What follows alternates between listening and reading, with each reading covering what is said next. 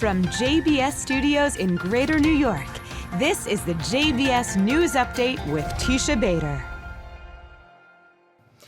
I'm Teisha Bader with the JBS News Update for Tuesday, January the 9th, 2024.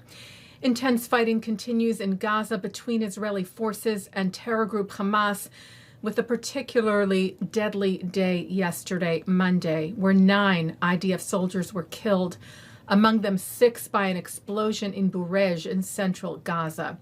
The Monday casualties are 25-year-old Master Sergeant in Reserve Amit Shachar, 32-year-old Captain in Reserve Denis Krochmalov Vexler, 26-year-old Captain in Reserve Ron Efrimi, 24-year-old Master Sergeant in Reserve Ro'i Avraham Maimon, 35-year-old Sergeant Major in Reserve Akiva Yazinski, 19-year-old Sergeant Ro'i Tal, 26-year-old Sergeant First Class in Reserve David Schwartz, 26-year-old Sergeant First Class in Reserve Yakir Hexter, and 27-year-old Sergeant First Class in Reserve Gavriel Bloom. And 31-year-old Lieutenant Colonel Ro'i Yochai Yosef Mordechai was killed in Gaza on Saturday. And also in Burej, which the IDF noted is a densely populated civilian area, the IDF shared that its troops uncovered the largest weapons production site since the beginning of the war with Hamas, also fighting terrorists and locating loads of weapons, as well as tunnel shafts in the Khan Yunis area, including at the Islamic University in the city. 5 rockets were fired from Gaza at southern Israel today at the city of Sderot. No damage or injury was reported.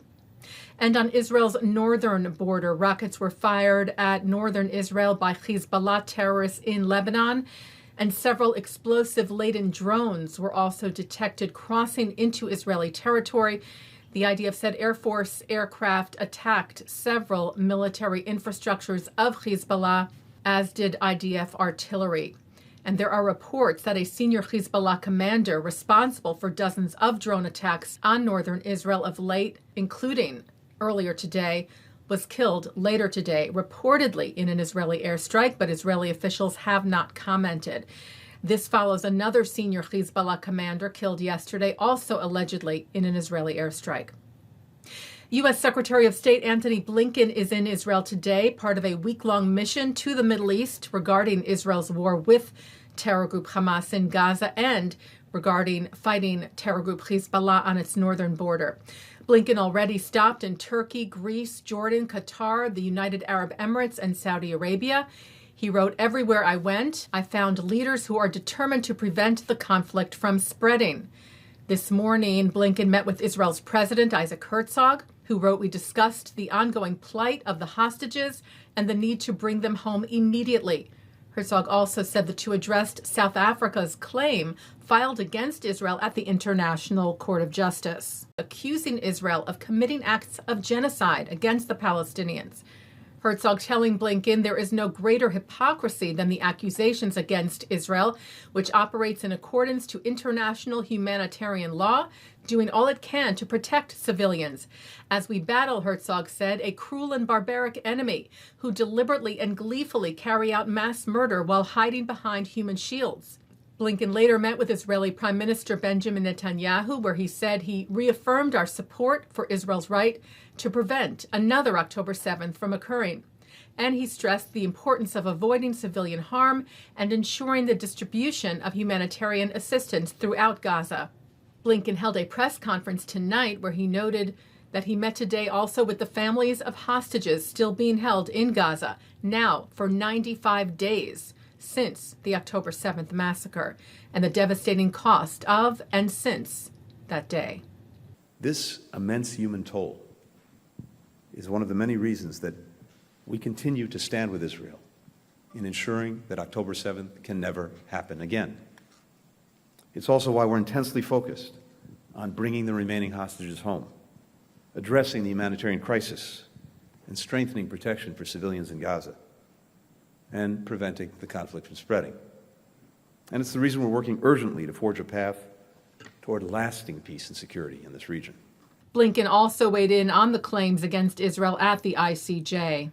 We believe the submission against Israel to the International Court of Justice distracts the world from all of these important efforts. And moreover, the charge of genocide is meritless. Taking a look now at our programming for tonight on JBS for Tuesday, January the 9th. At 7 o'clock, Rabbi Ammiel Hirsch talks about how he says public confidence has eroded when it comes to the critical institutions of the media, the courts, schools, churches, and synagogues. At 7:30, Israeli government spokesperson Eylon Levy offers updates on the Israel-Hamas war, including progress made in achieving critical goals, challenges faced, and the ongoing diplomatic efforts, including concerns about the International Court of Justice.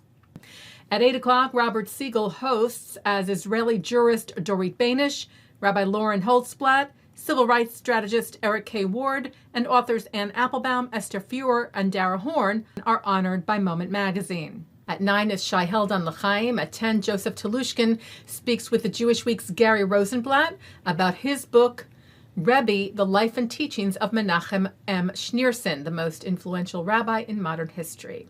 And coming up next, it's the ILTV's Insider.